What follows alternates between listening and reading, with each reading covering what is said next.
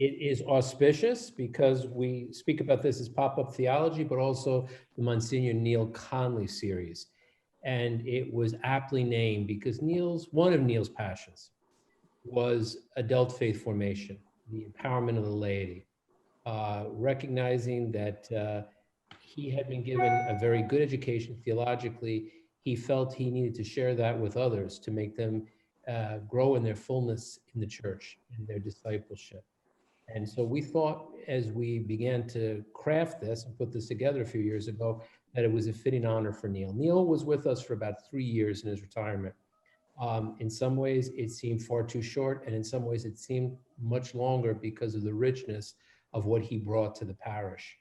I was one of those people who knew of Neil for years in the seminary. He was considered, even back then, one of the giants for what he was doing, what he had accomplished. And then I had the great gift of living with him.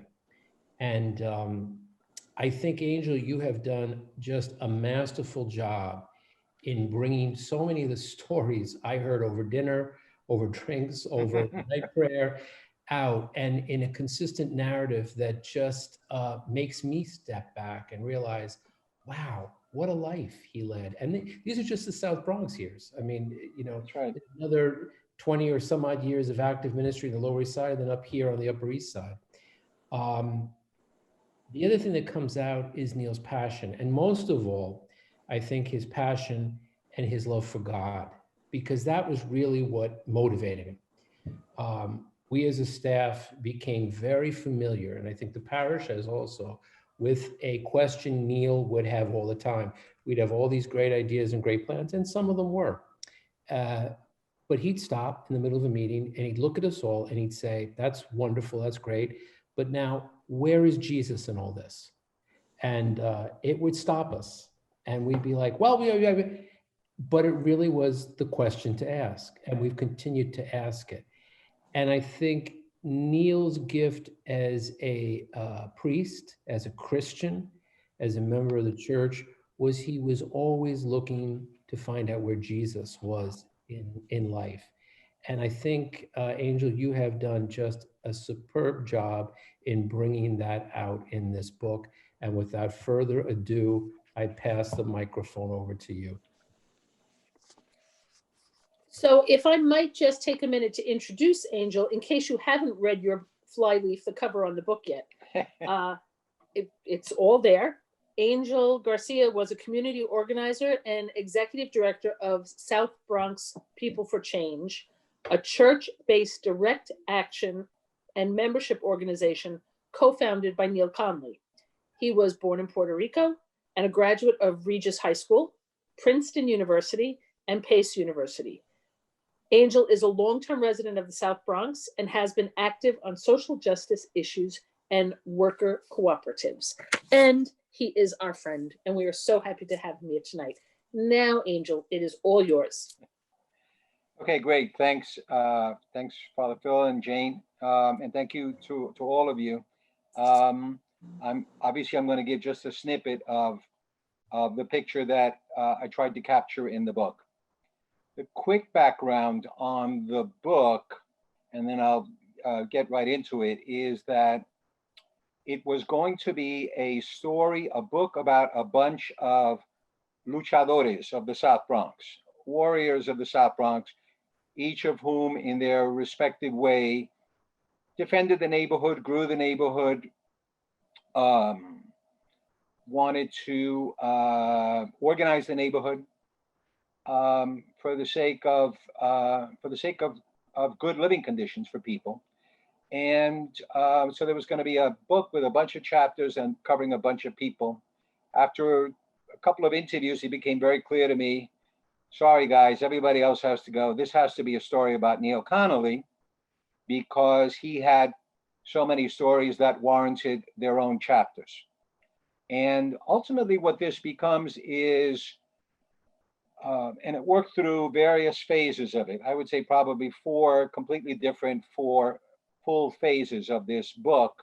Ultimately, it becomes an attempt to answer a question that I believe was on Neil Connolly's mind. what does it mean to be a true priest? And in the process, he asked that question, I believe, during those 27 years from 1958 to 1985 when he was in the South Bronx. And it happened to come at a time where there were other influences on that question. And there were influences on what I would say, or he sort of had, I would call them the Connolly rules, that there were 3 rules, if you will. Nothing special about them, but I think they were the ones that he, in my estimation, seemed to really pursue again and again during that time he was trying to answer that question in the South Bronx. And they helped, they and 2 major church events, global church events, and a number of teachers taught him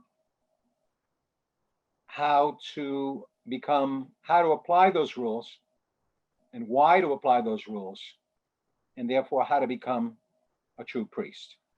So what are the questions you ask? I'm glad you asked. Rule number 1, go find the church. Not in here, out there, out in the street and beyond. Rule number 2, take a stand against injustice. And rule number 3, use power to lose power. So I mentioned that there were a couple of events, global events, and that took place, they happened to take place during his time. And they reinforced to me that this concept that that he, and I guess myself and you and all of us, we're all not just living a life, we are living in a history. We are all living in history. And we've got to be aware of that. So he lived at a time when there were 2 major global church gatherings. One was Vatican II, which took place from 1962 to 1965, brought together 2,000 to 3,000 bishops and others in Rome to try to figure out how to generate a bunch of documents that would sort of redefine the Roman Catholic Church so that the church could open up the windows and let the fresh air in and become a modern church. That was a quote from Pope John the 23rd when he started this.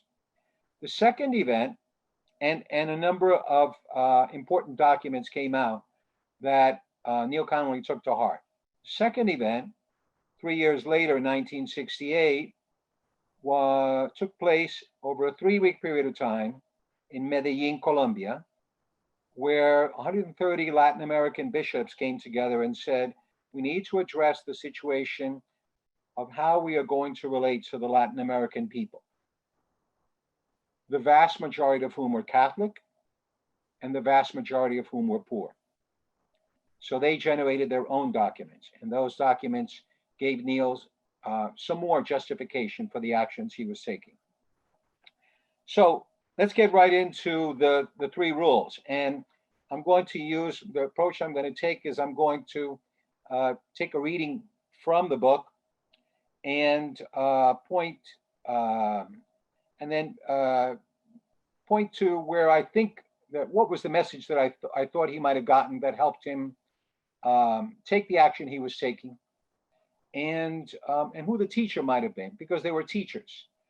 Neil Connolly didn't just learn the why of doing this particular action, he learned the how. And this is somebody who would always acknowledge that he had a good number of teachers along the way. So, if you'll permit me, I'm going to go to rule number 1. Go find the church. And I will read from the chapter called Summer in the City. Someone mentioned that they were just starting to read that chapter on Summer in the City. And it's the final couple of pages here.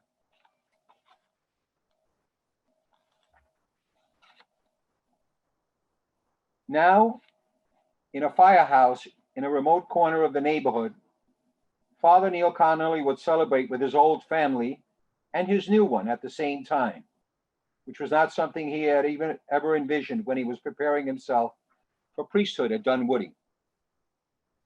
As Connolly looked at his parishioners, he also thought with joy about Lyndon B. Johnson's War on Poverty. It started the process for Summer in the City, which in turn led to the Seneca Center, this special community church and community service organization led by the people. The Peninsula neighborhood did not actually lose much poverty over those last 4 years. They might actually have gotten a little bit poorer. In fact, there might not have been much change in material poverty on the other side of Bruckner Boulevard, where Gigante and Adams, the fellow priests, were working closely with the larger part of the parish.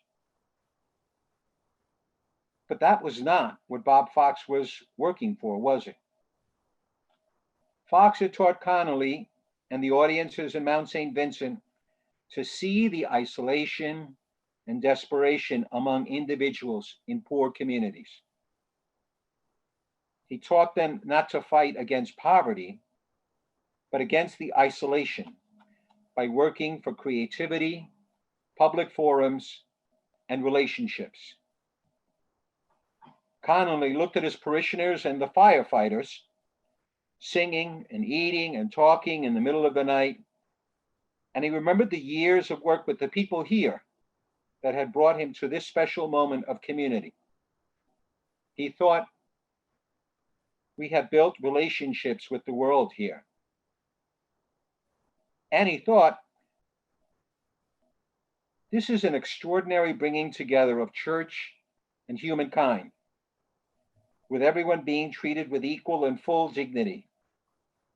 Together, we are sharing this earth, this life, and living in true community, even if for just this one evening. We're old church, new church, Puerto Rican, Cuban, African American, Irish and Italian, singing Spanish folk songs and Broadway tunes, celebrating church, the neighborhood people, and the neighborhood protectors. I think this is what Gaudium et Spes thought the flowering of the kingdom of God on earth might be like.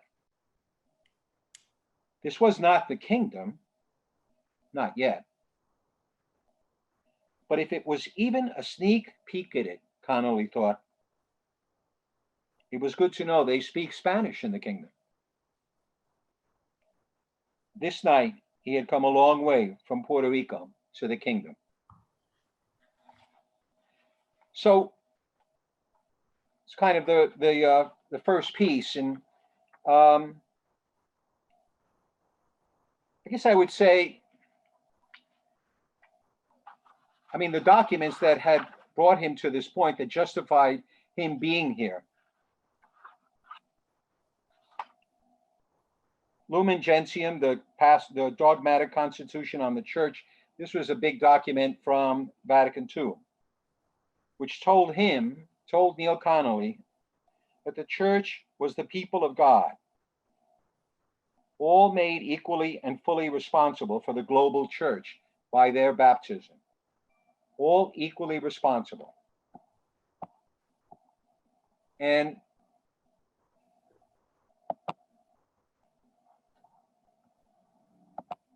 sorry. And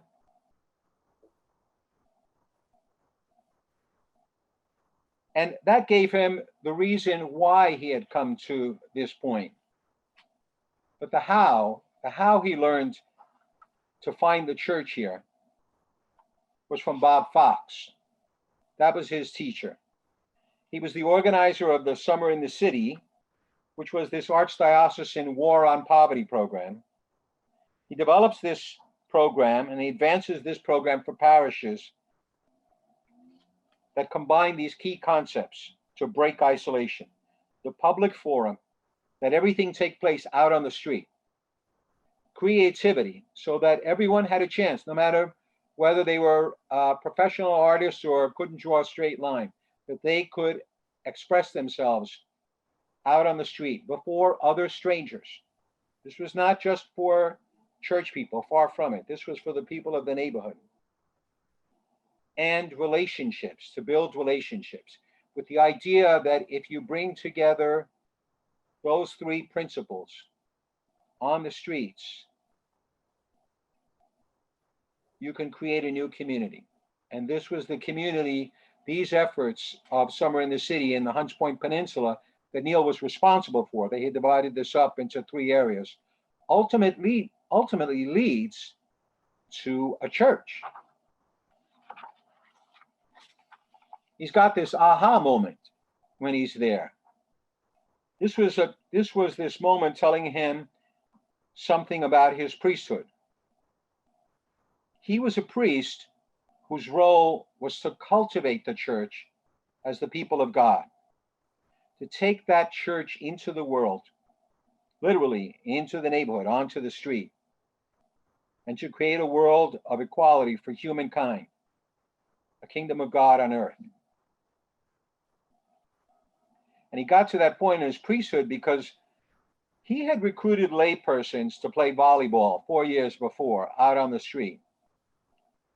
And these laypersons, a bunch of them, eventually become the lay leaders who create a new chapel out in this distant area of the parish and a new community center. And they were the leaders of this church and of this community center. And they saw these 2 organizations, both called Seneca Center, as 2 sides of the same community coin. And then with those laypersons, he went into apartments and said Mass and formed small Christian communities in those apartments with those chapel leaders. So he had already been forming and finding the church over those years. And this moment in this firehouse paranda, as I would call it, was the culmination of these efforts. So that's rule number 1. Find the church. He found the church. Rule number 2. Take a stand against injustice. And now I bring it to the city council, to a city council hearing. In chapter 7, Social Action, Political Power,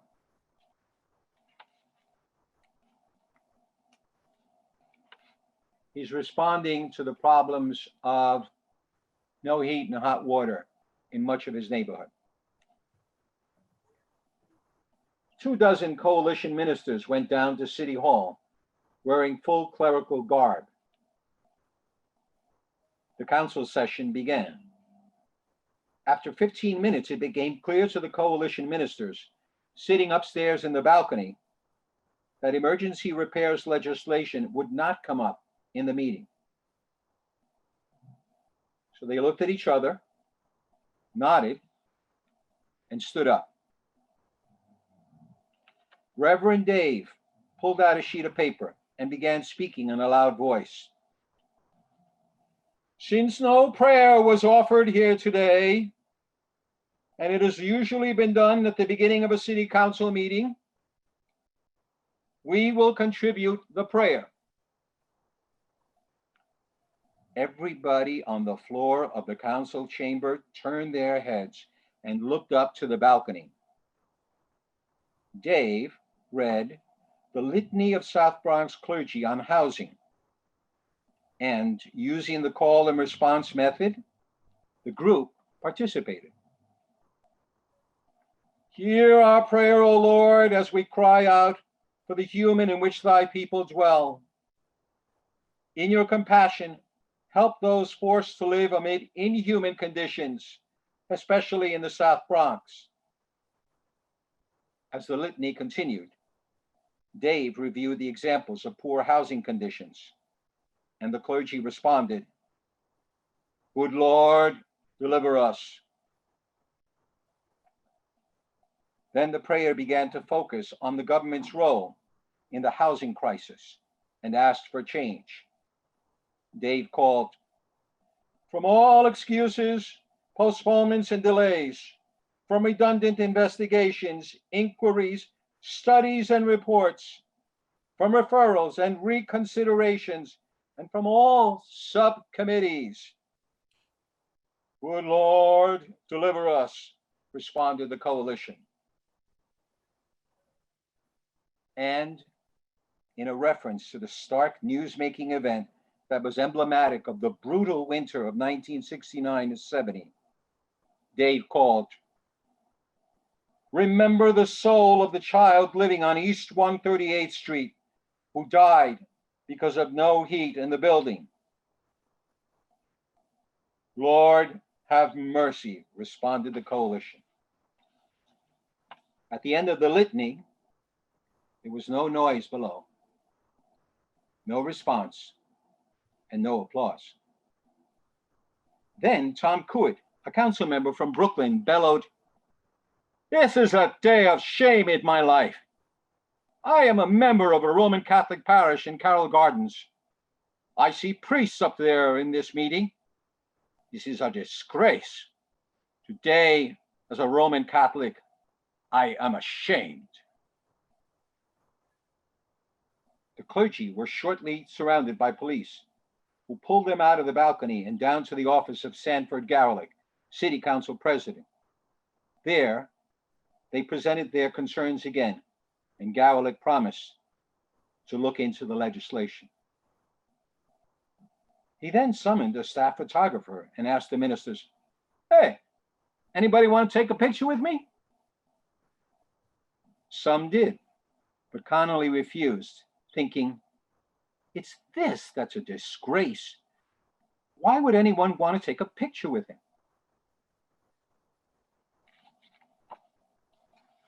So here's this moment.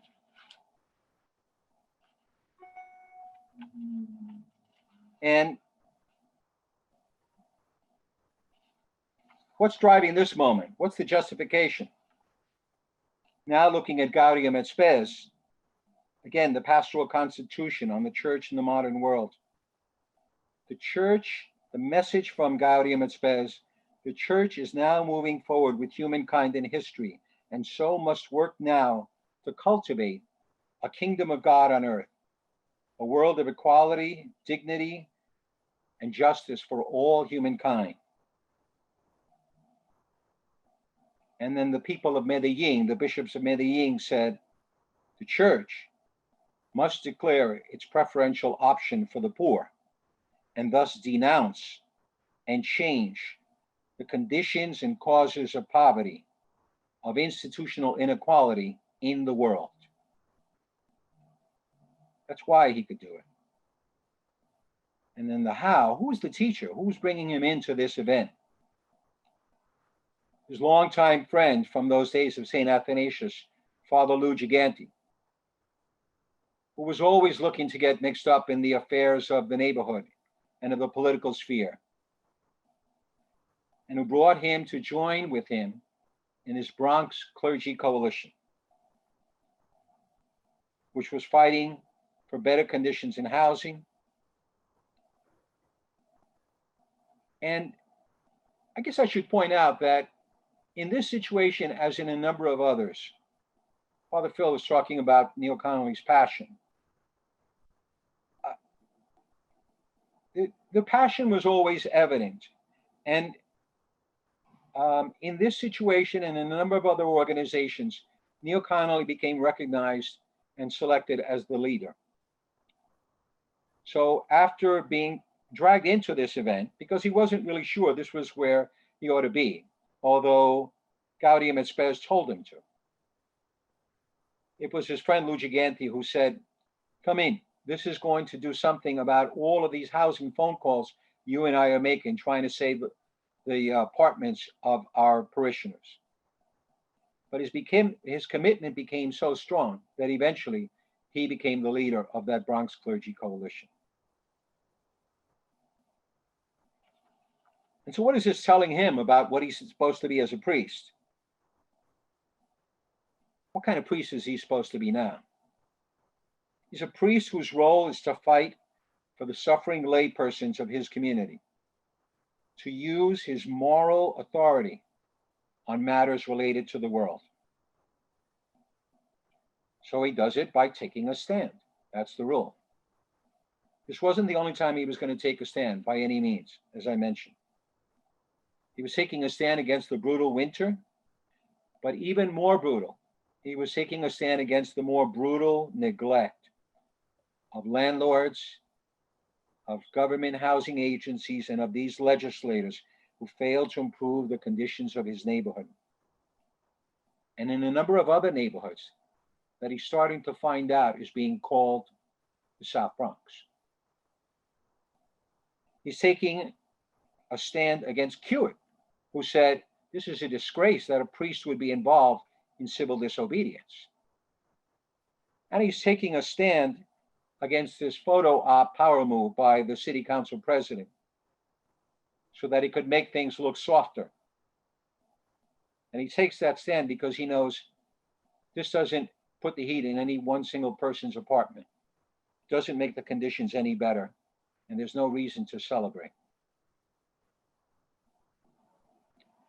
So now on to the final rule, perhaps the most important.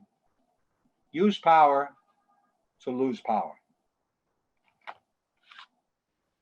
And this one involves a drunken man. The lessons can come from all sorts of places. It's in chapter 9, called New Ministers. Returning from a meeting on the coalition's South Bronx plans, he arrived at the doorstep of the rectory to find a man sitting sprawled across the stairs.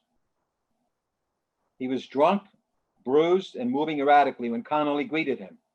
He went inside, and the other said he had asked for Connolly. It was 9:30, and Connolly was exhausted after a long day. But he persuaded the man into a cab.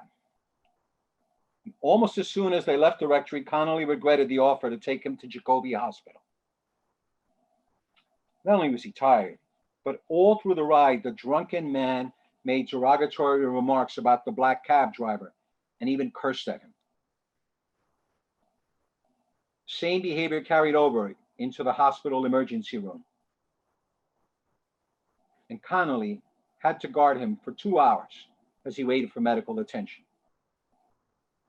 Finally, a nurse took the man back to an exam room, and the triage nurse, who had greeted them at the front, came and spoke to Connolly.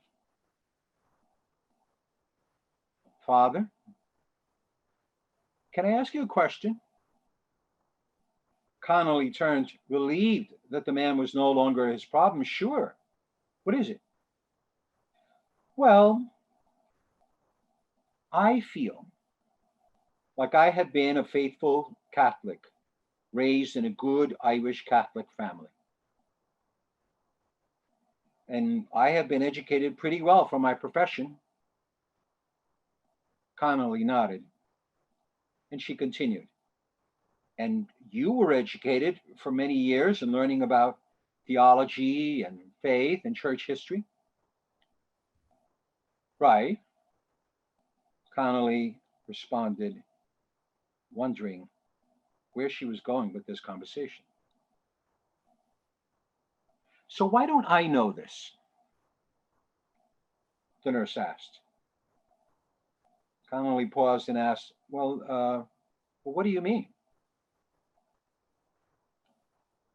Why don't you, priests, teach laypersons what you learned in seminary?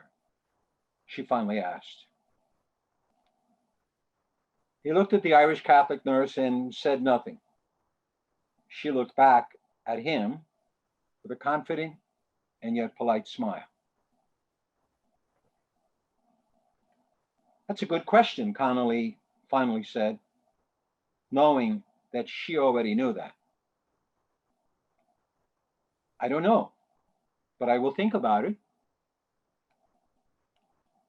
After all the efforts to counsel and advise lay people on their questions in a hospital or a rectory or an apartment, this woman had left him without any real answer.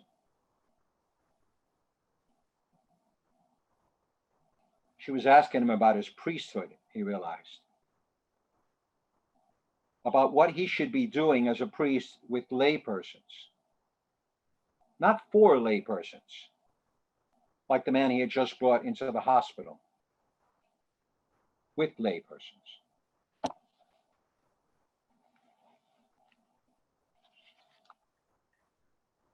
So Connolly's realizing something's going on here. Something just happened. And he knows that there's some grounds for listening to this nurse. That from Vatican II, there were a couple of significant documents, the Apostleship of the Laity and the Dogmatic Constitution on the Church, that called for the formation of lay leadership and recognized a second priesthood, a priesthood of the laity. Again, as part of the people of God, a global community of baptized persons, lay persons and priests, sisters and bishops, all responsible for the church, the whole church, as institution and community. And then there was a theology of liberation and Medellin. They both advocated concientización, the awakening of the lay people to their world, to their conditions, to their causes, and the active formation of knowledgeable Christian communities, catechists, and other ministers. Okay, great. So Neil Connolly's saying, yeah, that's cool. Okay, the nurse tells me this is cool, and the documents are telling me this is cool. I've got to go do it. I'm thinking about it, but how am I going to do this? Enter onto the stage Bob Stern, Muriel Long, Nora Cunningham, and the people at a small forgotten parish in the center of the South Bronx who were already doing this, who were already teaching laypersons about their faith, about church history, about what the priests and sisters had learned in their formal training.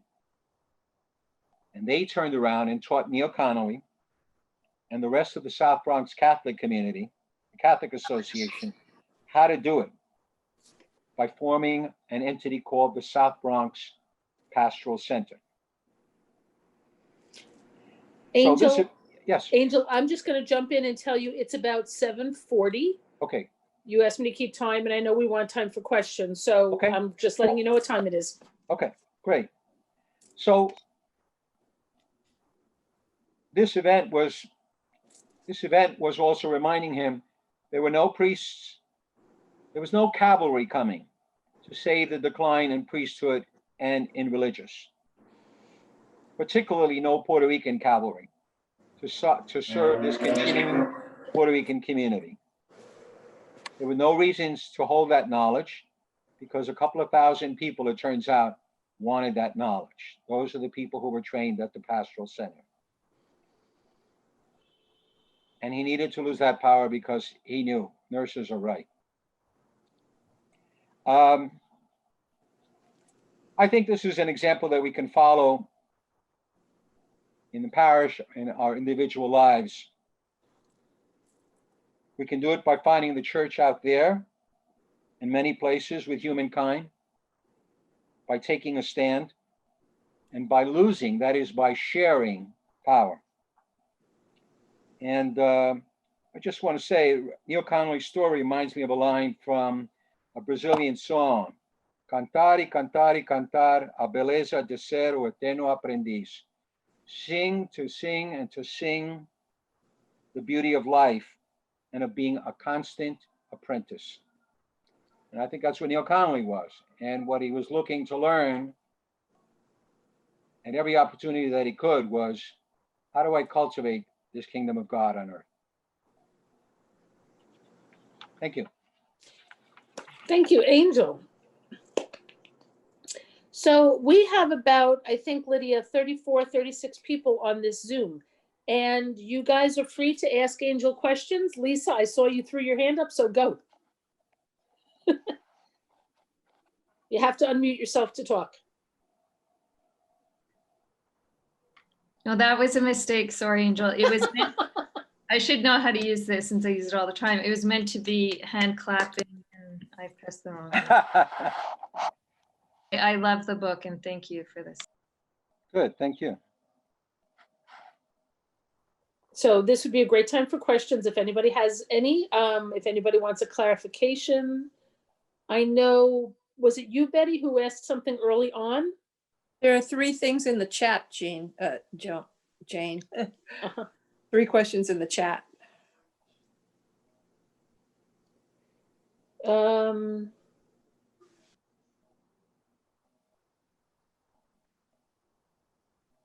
Betty asked a question, did Neil ever express disappointment when O'Connor declined staying in the South Bronx while his plumbing was being fixed? Did he express disappointment? I mean, I guess he did in the form of, well, I guess he made the request to the Cardinal. I think his great disappointment was that he, this reference to the new Cardinal O'Connor coming in to replace the just deceased Cardinal Cook. And in the era of Reagan and the era of this increasing poverty, and in the era, I guess, after the Latin American church had said, we've really got to find that spirit of poverty, Neil Connolly wanted to share that with the Cardinal, the incoming Cardinal, and say, I think it would be good for you to share, to live in a parish in Harlem or the South Bronx, to live with the people.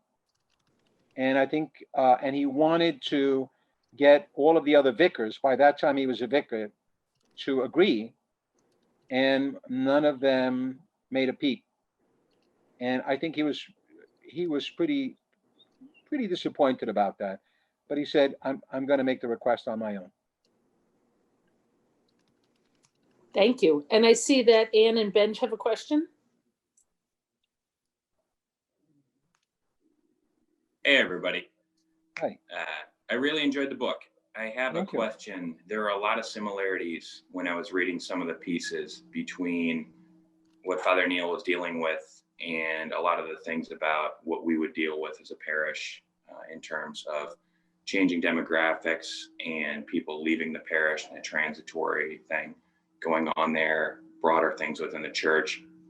And it's probably a question for Father Kelly in the context of if I got to know Father Neil a little bit for both of you guys, but maybe more directly relative to him today, is it what would he do for the next 10 years on 96th Street if he was here? What would, because he was a fired up guy when he was 45 or 50. What would they, and there's a lot of social unrest, there's a lot of things he could do to rally the troops.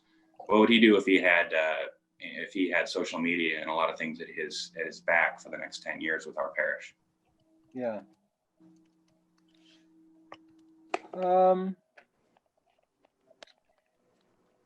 I think, I mean, his, probably, he was involved with social action when he was with Manhattan, Lower Manhattan together in the Lower East Side.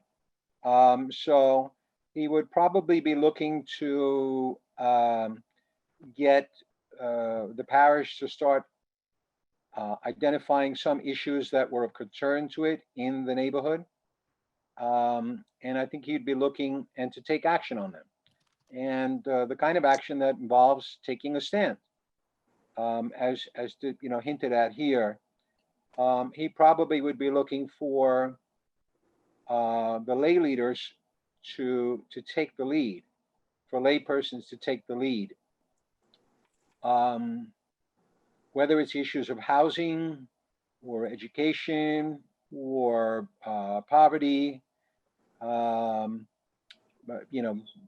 development plans, whatever they may be. I think that the rule of think global and act local, I think, would be something that he would pursue as well. You look for change at the global level, but in terms of people being able to come together, I think he'd look to see if there would be a social action committee, a number of social action committees to take on the issues that were impacting people in the neighborhood. And perhaps in the broader neighborhood definition of Upper Manhattan and Barrio, and perhaps form coalitions, probably form coalitions with those parishes in El Barrio as well. Yeah. Pat, you had a question. Hi, I'm Pat Latona. I'm with the Social Justice Ministry here Hi, Pat. at St. Francis, born and raised in the South Bronx. Oh, good. Irish Catholic nurse. So No there kidding. you go. Wow. Yes. Were you the one at the hospital who challenged him? And actually, I think Father Connolly's father was with the MTA, was a bus driver. Mhm. And so was my dad. Right. So as I'm reading the book, I'm like, oh, okay. I just so aligned with him. Anyway, basically my question is very similar, if not the same, as the previous question, but more directly, considering all that is going on currently, how we are under siege, if you will, politically, in that whole sphere, the increase in poverty, not just here, but all over the country, as well as the racism that is coming to the fore, which is actually a very good thing, because now it forces all of us, particularly those of us of pale color, to address and identify. So I guess my question is, as members of the parish, as members of the neighborhood and community, and many of us who are on this are also engaged with other organizations. How, if he was sitting here right now, what would Father Connolly say to us? Go home, put your head under a pillow? I don't know. No, I mean, I think the thing is, this is, in that time, and I think in this time, things can always seem overwhelming. You want to be able to sort of pursue the approach of empowerment, where you take on a campaign that on a particular issue that means something to people, and that you think you can realize some victory on, so that people can see that, in fact, they can be agents of change. And to the extent that you can bring people together of different ethnic backgrounds and of different life situations to confront a concrete problem that they can see some results on within, say, a year's period of time, that will inspire more people to come in and say, okay, I need to get involved with that. I need to, and that will help you see that people plus knowledge equals power, and that power is capable of bringing change, as long as you can be focused enough on the particular change that you want to see. I mean, this is sort of speaking to what a parish can do, right? So there are also the questions that you can do as sort of a broader Catholic community in the United States or in New York. Those are actions that usually involve, say, email campaigns or lobbying your legislator for a piece of federal legislation or state legislation. And those are legitimate too. I think it would be good to, it's really valuable to bring as many people together around something, and that it be around something that's concrete and specific. A good issue is urgent, specific, and winnable. And a good campaign then is empowering and brings in more people and brings more people together to then pursue another issue. And you kind of have to keep your head on the ground, keep your feet on the ground, you know, keep your head down low and pursue that campaign. And where there are opportunities to join up with other parishes, do so. I think that's where people will see that they have power, because what you don't want is for people to continue feeling powerless. And that power comes from the ability to change things. And if there's something specific and urgent, and by urgent we mean that it has a broad base of support and winnable within a reasonable period of time. You know, we have all got our 24-hour news cycle patience for things. But if there's something that can be realized within a year of time, if there's a playground that can be fixed up, if there's a dangerous stop sign that is creating problems for people. I mean, these are the kinds of issues that people were focusing on in the South Bronx after a lot of the abandonment and the demolition had already taken place. They got up and they said, okay, we've got to build people power. And that's what you want to do, is focus on building people power. In the course of that, you build community, you change things, even if they're small, and you start to break across the different racial and ethnic boundaries as well. Angel? Yep. I think there's, you know, the other important piece here with Neil was that his adherence to a principle that came out of Catholic social action, that 3-point sense of see, judge, act, exactly what you're talking about, to be immersed in the world, to be immersed in your neighborhood, in your parish, to, you know, make judgments about exactly what you're talking about that needs to be changed, what you can do about it, and then to put that in action. The other piece that came out in the book, and I know Neil was adamant about this, and he felt that the power that the church had in the South Bronx, has in the world, was not only the ability to affect change by mobilizing people's power, but the ability to then reflect on that from a theological, from a spiritual perspective. He said, you know, whatever action that they would do in terms of whether it was picketing or protesting or, you know, being present at city council meetings, what have you, they would come back then to the church, to the South Bronx, and unpack that theologically. And I think he found that to be a really strong component of what gave the movement its power, was the theological piece.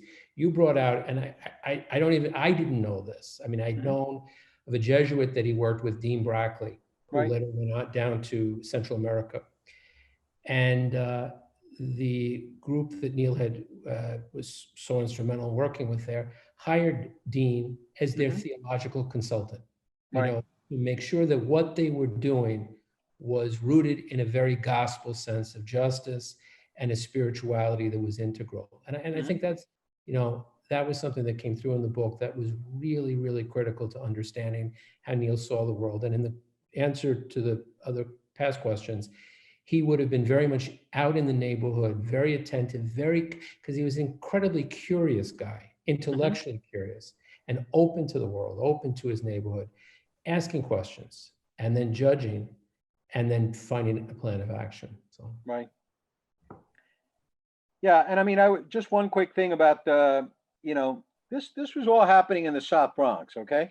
The South Bronx, which if you were to take a look at it, this is the difficulty, right? If you took a look at it too analytically, and you did sort of a detailed socioeconomic and political portrait of the South Bronx, you throw up your hands and say, frig it, I'm not working on that.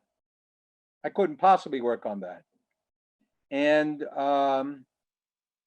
I was, I have to admit, I was frustrated when I heard that some of the folks were working on the issues of Central America, of solidarity in Central America,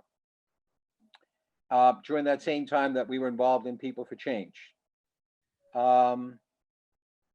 And I thought to myself, we are fighting a tough battle in one of the toughest places you could find on earth to fight these battles.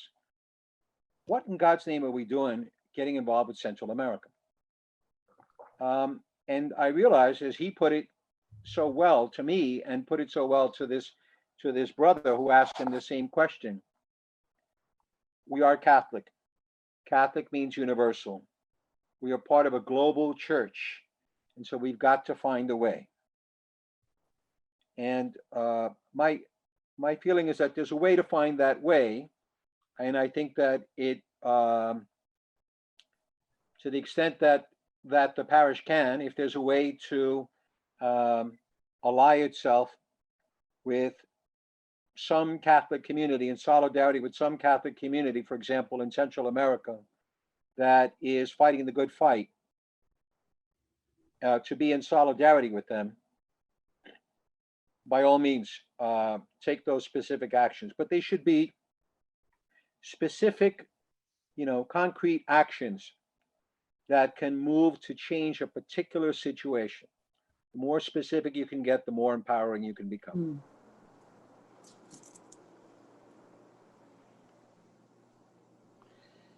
Any last questions from anyone? I see a question from Cynthia in the chat. I don't see it. I'm sorry. I'm not good at following chats. So Or comment. That was a comment. Just comment. Yeah, just a comment. Angel, you know what I'd be curious about? I mean, this was my sense with Neil, was that in light of what's going on right now, I mean, you never want to speak for someone else. My strong sense is to be outraged by what's going on in the country. And he would be passionate in terms of his presence in the pulpit and his presence out in the street. But the other thing I always found admirable, noteworthy, and wanting to imitate with Neil, I never saw him become embittered. He was gracious in the best sense of the word. And I think that again also came out from a very strong sense of being rooted in a spirituality that connected him, as you say, both globally and locally. I think you're right. Felt very strongly a passion for the gospel and recognizing, I mean, not every battle is going to be won, but God is on our side in a strong sense. Right. Harry Fagan, one of the three mentors of the and part of the Harry, Larry, and Marge show. This was a trio of people that he worked with at in Notre Dame, that told him how to shape this entity that would become South Bronx People for Change. He was the organizer, the nuts and bolts guy, salt of the earth guy, but a true Catholic. And when we followed his manual for organizing called Empowerment, and a couple of times in the book, after a particular chapter teaching a particular lesson, he would say, and just remember, have yourself a drink, keep your sense of humor, and pray like crazy. And I would think that that's very applicable to the sentiment of Neil Connolly. And I came to appreciate that so much also. You needed community and you needed faith. You needed the faith, the scriptural basis for taking on this monster that was the whole series, all of these epidemics that had impacted and created the South Bronx. Just have one. I think one of the most amazing things to me was his empowering of lay people, like the woman who headed up Seneca, Right. Who kind of discovered what to do as she did it. Yes. Or the men, when they were down to one light bulb, and Yes. he kept saying, I can't fix this. And event is when you're, I mean, that to me was such a power that you're not matriarchal or patriarchal or doing for these. you're enabling people and you're depending on them to do it. And in some cases, if it didn't come from them, or if she didn't walk the woman with the 3 kids over to, I forget, it was the hospital or the police, it wasn't Right. going to happen. The precinct, right? Yeah. That again, agency and empowering was absolutely, and I keep thinking of doing that with one's children or doing that with one's colleagues or committee members. They have to do it. Wasn't that a strength of his? Didn't you sense? Yes, absolutely. Yeah, I think that's sort of another example. I mean, I could have focused on one of these themes for the whole talk. So in the using power to lose power, I think that was another example. I mean, when he did the Summer in the City in the peninsula, in the Hunts Point Peninsula, the parish was so large they divided it up. Okay, Gigante, you got this part of the parish. Richie Adams, you got that part of the parish. I'll take the peninsula. And you know, they've got something really good going on. They're building up some kind of a community with all these strangers. And Neil Connolly's getting ready to sort of close shop. It's the end of the summer in the city. It's over. And the people who had been active in getting this program going, they turned around and they said to him, "You can't leave. We need you here. What are we going to do?" And he said, he turned around to them, he confronted them, as Kristen was suggesting. He says, "Look, I'm going to go on vacation. I'm going to come back. You guys need to get together and you need to figure out if you are going to take responsibility, if you're going to form the committee and take responsibility for creating some kind of permanent entity coming out of this. If you don't want to do it, I'm not going to get involved. I'll join you, but I'm not running this thing. I'm telling you now." So he goes on vacation, comes back.